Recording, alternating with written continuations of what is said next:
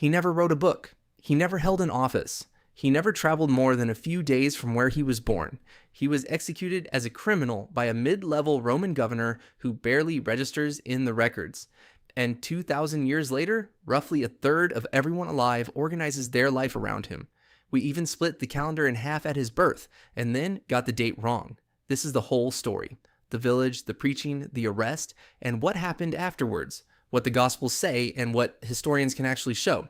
Start with the place, because the place explains almost everything else. He was born in a small corner of the Roman Empire, in the land we now call Israel and Palestine. That land was split into regions. The northern one was called Galilee. The southern one, around the city of Jerusalem, was called Judea. Rome did not run them directly. It let local kings run them as long as they stayed loyal and paid up. The most famous of those kings was Herod the Great. He built enormous things and he ruled harshly, and the people living under him were waiting for someone. Their holy books promised a rescuer. In their language, that rescuer was called the Messiah. Translated into Greek, the word comes out as Christ. So Christ was never a surname. It was a job title. It meant the chosen one. In that same century, several men claimed the job. Rome killed almost all of them for it. Now, where does any of our information actually come from? 4 accounts of his life survive, written by 4 different men. We call them the Gospels. The 4 are named Matthew, Mark, Luke, and John. They were followers of the movement, not neutral reporters, and they wrote it down late, somewhere between 40 and 70 years after he died. There are also letters from a man called Paul, who joined soon after and wrote even earlier than they did. Outside all of that, a few Roman and Jewish writers mention him in passing. Those outsiders thought the whole thing was nonsense. They still wrote about him as a real man who existed. He was born near the end of Herod's reign, so roughly 6 to 4 years before the year 1, which is odd because the calendar is supposed to start at his birth. He was born before his own year 1. Hundreds of years later, a monk was given the job of building a calendar that counted from the birth. He did the maths, missed by a few years, and nobody has ever fixed it since. 2 of the 4 writers describe the birth, and each picks different details. Matthew writes about visitors from the east following a star, and the family fleeing to Egypt.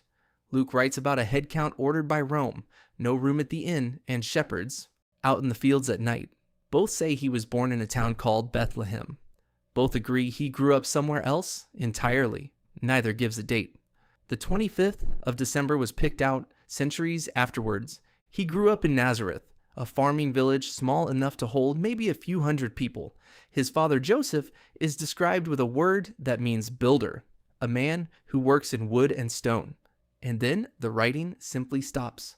From childhood to about the age of 30, we get almost nothing. 18 years of the most studied life in history, and it is a blank page. The story picks up again at a river, and it picks up with somebody else. A preacher called John lived out in the desert, telling people to change their lives and be dipped in the water as a fresh start. Crowds walked out to him, Jesus walked out too, and was dipped like everyone else. Historians love that detail because it puts Jesus underneath another man. No group invents a story that makes its own founder look small. Soon after, he began preaching himself, and his message was short. Something new is arriving. Change how you live. What follows lasts somewhere between 1 and 3 years. That is the entire famous part of his life. He picked followers, and his picks were strange for a teacher back then. Fishermen, a tax collector, which meant a man working for the occupiers. Women who paid for the travel and came along. He taught in short stories about ordinary things, with the point buried inside. A farmer throwing seed, a woman hunting for a lost coin, a son who wastes his father's money and is welcomed home anyway. His most famous speech was given outdoors, standing on a hillside. Good news for the poor, good news for people who make peace, good news for everyone the world walks past. Love the people who hate you. Forgive and stop counting. Do not answer violence with violence. He was also known for healing people. Even writers who thought he was a fraud admitted he had a reputation for doing the impossible. And he ate with the wrong people. Tax collectors, the sick, the ones everyone else avoided. Back then, who you shared a meal with announced who you accepted. That was the loudest thing he did. None of this explains why an empire bothered to kill him. That changes the week he walks into Jerusalem. It was Passover. a yearly festival remembering an escape from an empire long before. The city filled up. Tens of thousands of residents became hundreds of thousands of visitors. Jesus rode in on a donkey deliberately.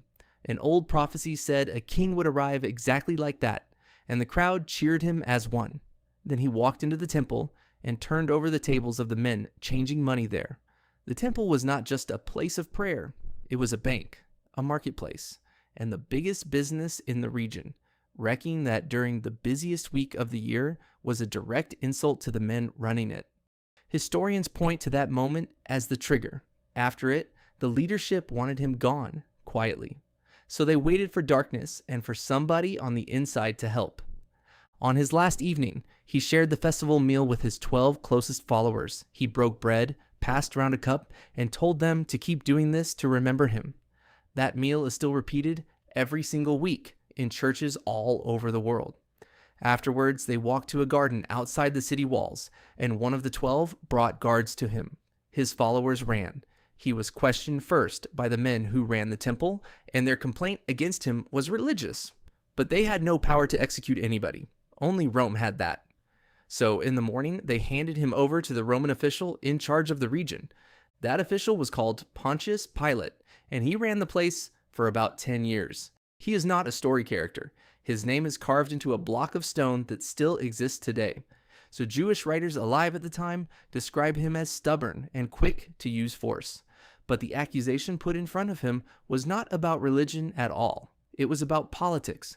This man is being called a king.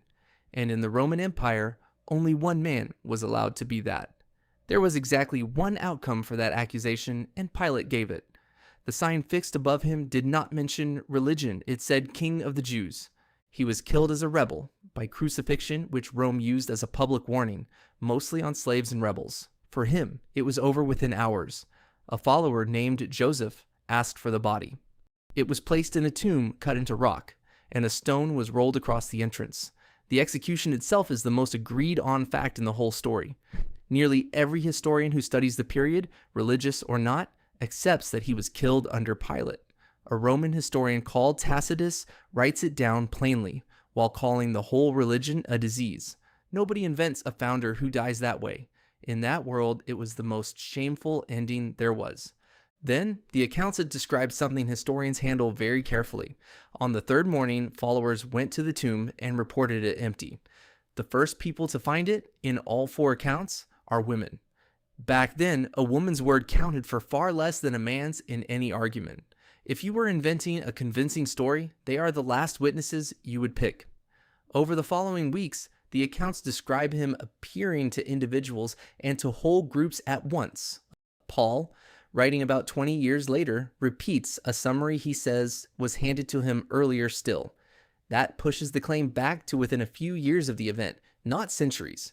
So, here's what history can actually say.